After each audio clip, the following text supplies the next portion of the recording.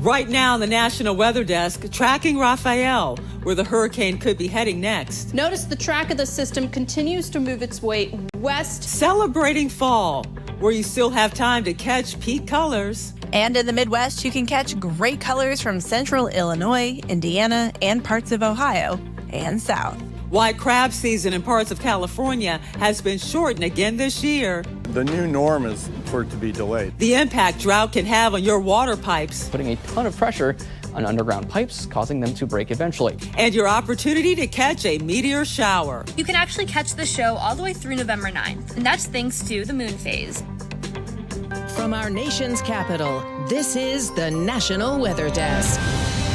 Welcome to the National Weather Desk. I'm Angela Brown. Rafael is now a hurricane with maximum sustained winds of 90 miles per hour. It's expected to make landfall later today in Cuba and then enter the Gulf of Mexico, heading for the U.S. Florida meteorologist Jennifer Collins is tracking Rafael this morning and shows us where the hurricane could head next. Rafael is now a Category 1 hurricane, winds up to 90 miles per hour as of that 4 o'clock advisory, and it will approach Cuba today, making landfall in the country before moving its way into the Gulf of Mexico. Notice the track of the system continues to move its way west, so this will be a system that moves into the central Gulf of Mexico, but encounters high wind shear, so it is expected to weaken as it approaches the northern Gulf Coast. Rafael, as it moves into the Gulf of Mexico, will draw in tropical moisture across the state of Florida, but because the track is further west, we aren't expecting really significant rainfall with Rafael, still staying breezy with scattered showers through the day today and early tomorrow. And then we'll also turn our attention to this tropical wave here in the southwest Atlantic. This will generally work its way west here over the next few days, just to the north of the Greater Antilles, where some tropical development is possible. As of now, it has only a 30% chance of development over the next week.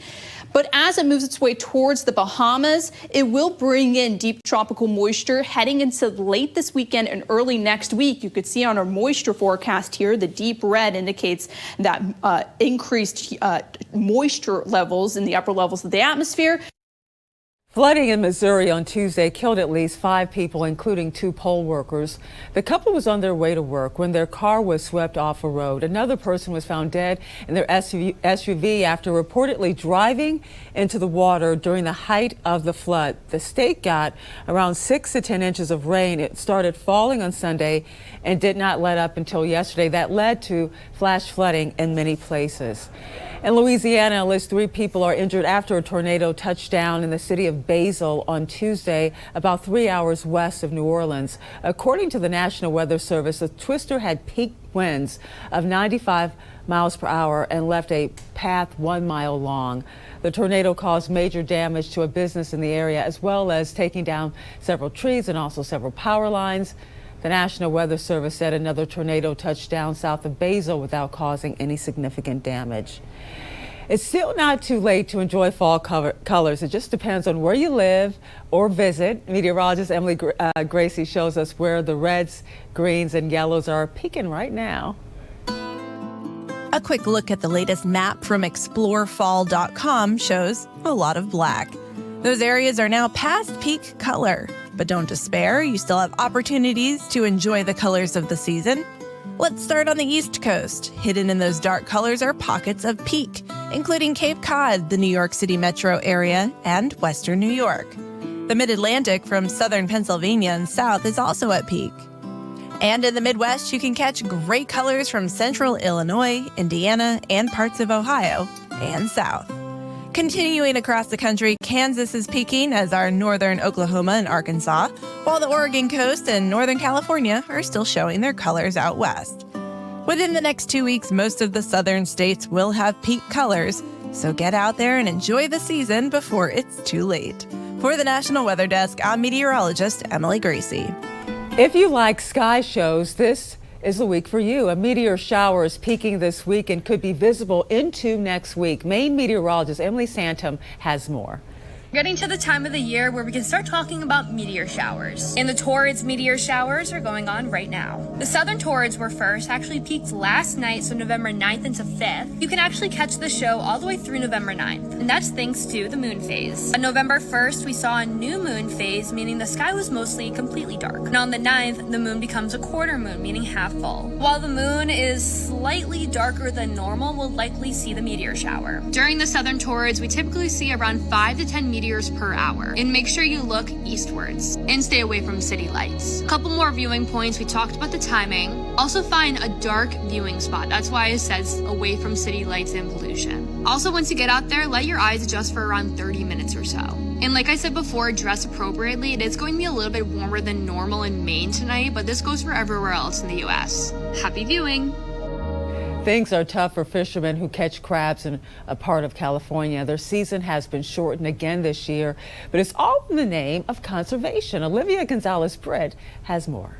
The new norm is for it to be delayed. What local fisherman Tom Capon is referring to is the delay in commercial Dungeness crab season in California.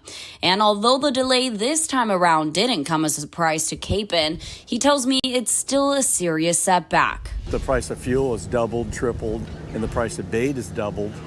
So it's hard to make it now. The delay affects fishing zones 3 and 4, which includes the Central Coast. California Fish and Wildlife made the call in an effort to protect humpback whales from potential trap entanglement. The worst being they can actually die from the entanglement itself. The tight ropes can constrict and prevent them from swimming or feeding normally, limit their ability to feed, reproduce. While recreational trapping is open, Capon worries about the impact on crab supply once commercial season finally begins. The charter boats take guys out, and they have as many as 200 pots out. And so they do put a dent in the crab resource. Capon and other fishermen have spent years waiting for an incidental take permit, which would allow them to fish even when whales are present. But after 4 years, they're still waiting. It's a long process. We expect it to take up to a year for them to do the analysis, come up with conditions for a permit. And if they approve it, we could have it in hand probably in the late 25, early 2026. If you were one of the last guys fishing crab, you got really a premium price. But that just doesn't happen anymore because the whales come back and they pretty much shut the fishery down by April. So it's a really short season now. The next risk assessment is set for November 15th. A group in Louisiana came up with a novel approach for creating living reefs in the bayou using recycled oyster shells. Volunteers spread out 30-pound bags of oyster shells collected from local restaurants. The goal is to combat erosion, forming shoreline protection along the bayou's banks. It serves as a visual reminder, that we're not alone. There's still something that we can do. The Louisiana coast has lost thousands of square miles of land over the last century, including the remote boat accessible village west of the Mississippi River, where this program is now focusing. And one of our goals here on the National Weather Desk is to help you better understand the weather and also how it works. This morning, we're taking a closer look at warm advection and how it impacts temperatures. Syracuse meteorologist John Kozlowski is our professor this morning. Sometimes in the cold parts of the year, the cold months of the year really, we have the sun out, but we don't feel very warm. But other parts of the country, they can feel very warm, say down towards the Gulf of Mexico and parts of the southern United States. Here is the heat source right here, classic space heater putting out some good heat here. I can feel it just on this side of the room, but not where I just was. However, if there becomes a situation where some wind can be involved, and it helps with what's called warm air advection, it acts as a pumping mechanism and transports the heat to other parts of the country, and eventually you can feel it, and I can feel it right now, hence taking off the heavy coat and getting back to more summer attire, more comfortable clothes, not needing that heavy winter coat. For the Weather Authority and the National Weather Desk, I'm meteorologist Josh Kozlowski. Looking for more great weather content, be sure to check us out on social media. You can find us on all your favorite platforms. Just search the National Weather Desk. And coming up on the National Weather Desk, we'll look at how drought is impacting central Texas, and we're going to find out why recent rain in Iowa could be bad news for local farmers.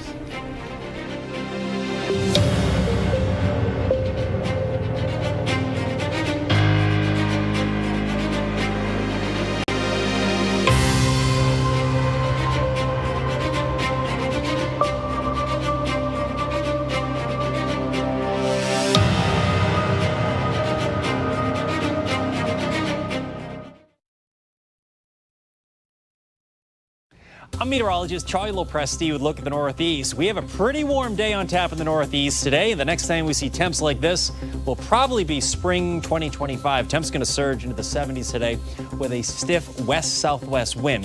There's a weak front moving through. Some areas may see a brief passing shower, but this front's pretty moisture-starved. That's going to move along. As we go into Thursday, skies go partly sunny. Temperatures on Thursday won't be quite as warm, but we're still in the 50s and 60s. Enjoy.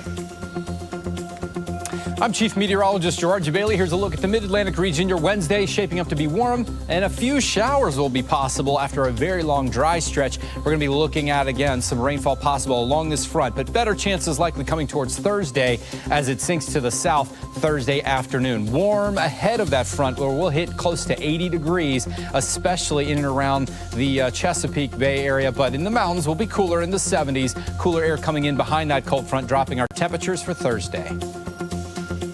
I'm meteorologist Charlotte Carl. Hour by hour forecast. We are tracking that frontal boundary moving into the western portions of the state. This is around Wednesday, 9:30. We start to see that boundary fall apart. We'll start to see more showers ramp up during the day. We're also tracking tropical storm Rafael as it tracks up the west coast of Florida, likely to impact the panhandle, some area in between Thursday and Friday, bringing weaker winds than we would expect with a Gulf storm. Here's a look at your overnight low temperatures.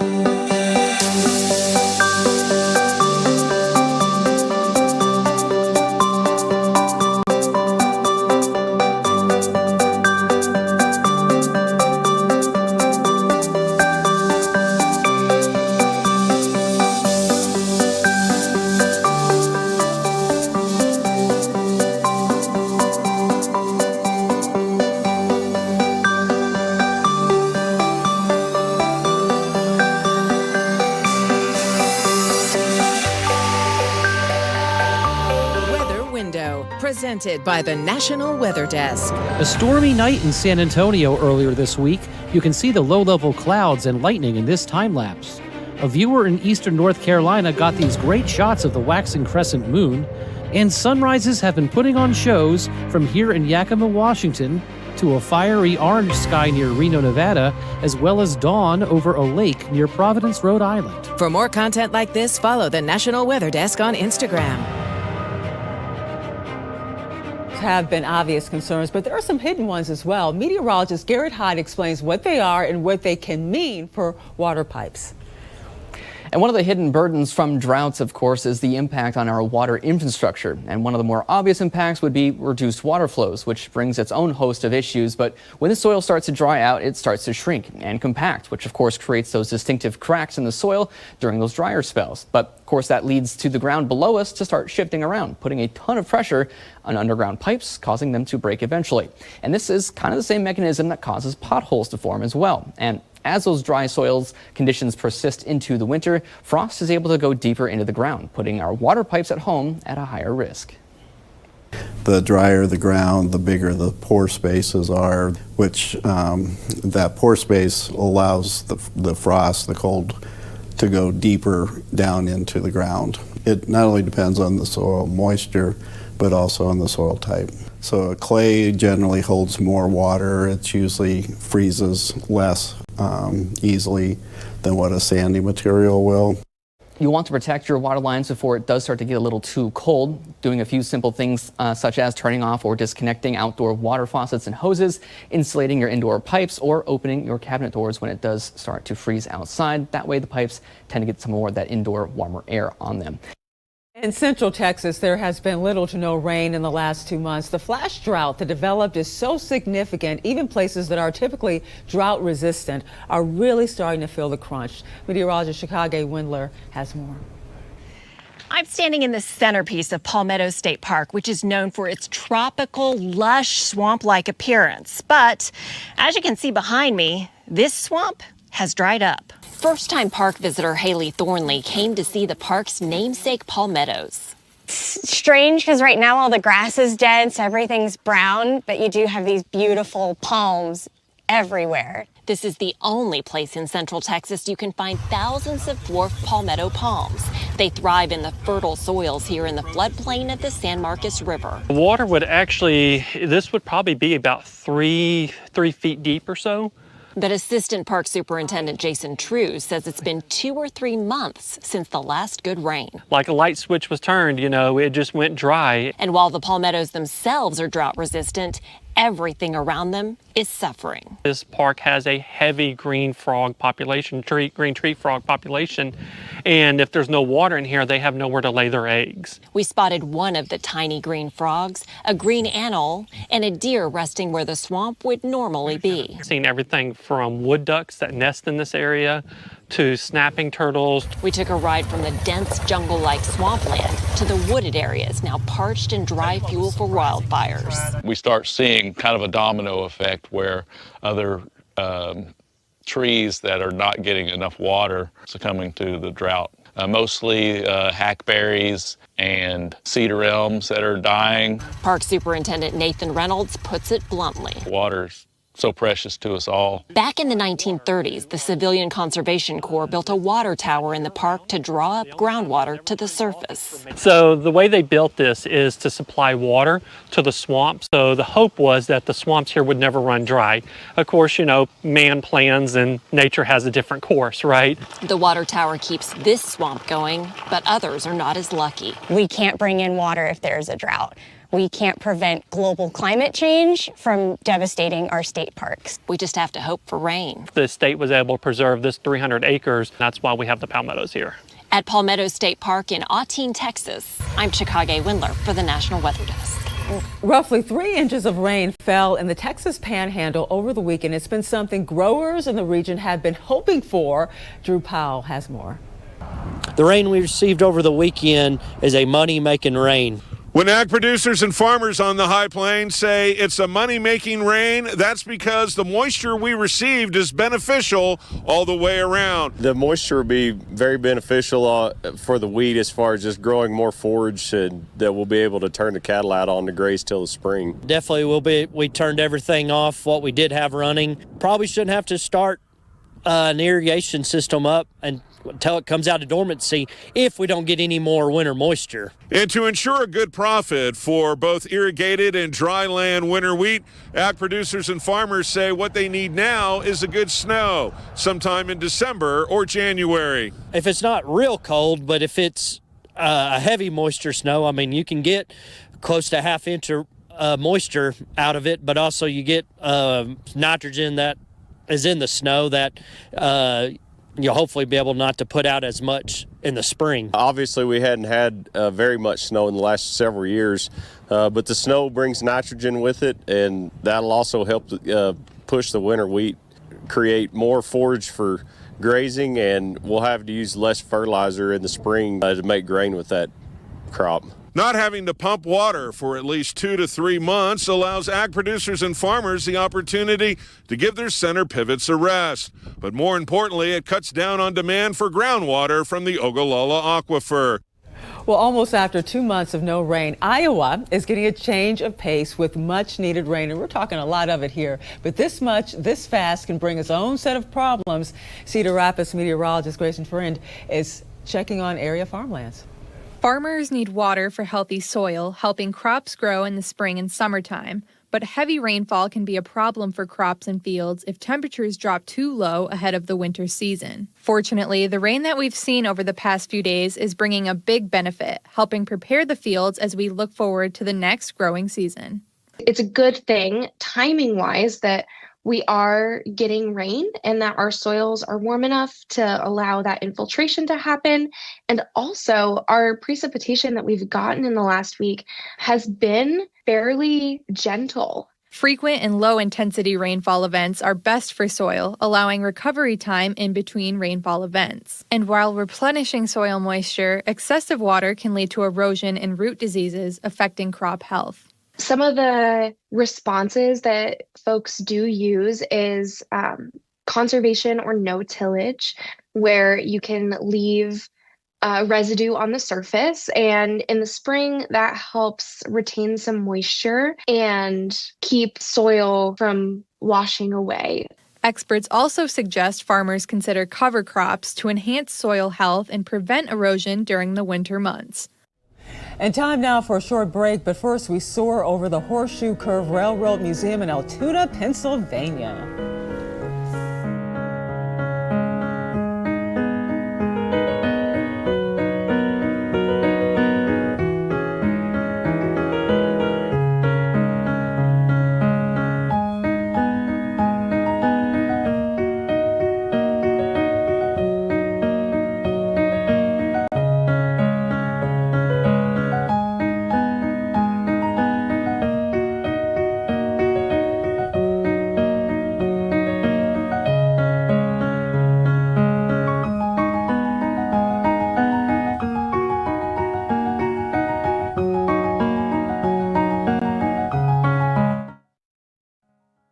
Good Wednesday morning, everyone. I'm meteorologist Andrew Buck-Michael taking a look at your weather story here across the Midwest. Next weather maker here across the Ohio Valley, moving out of here. Cold front finally cooling off the Ohio Valley, but we've also got a little snow starting to try to move into the far western fringe here of the Midwest. But tomorrow, pretty quiet for a lot of us. A little rain across Kentucky, West Virginia, and then we start seeing that next round of rain moving its way into Kansas by Friday.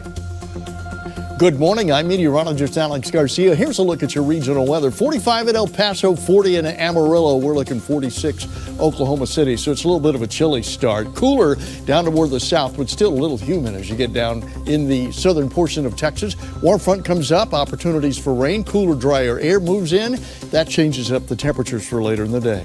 I'm meteorologist Alex Garcia. That's a look at your regional weather. Hi, I'm George Waldenberger with your forecast for the western United States. It's fall with a taste of winter and nice temperatures from San Francisco through southwest Arizona. A little colder over the Rockies. This is where a snowmaker will drop more snow from Colorado through New Mexico while exiting northeast. A quiet weather pattern, though, settling in. This will include Oregon and northwest Washington into the weekend. That's the scene from out here.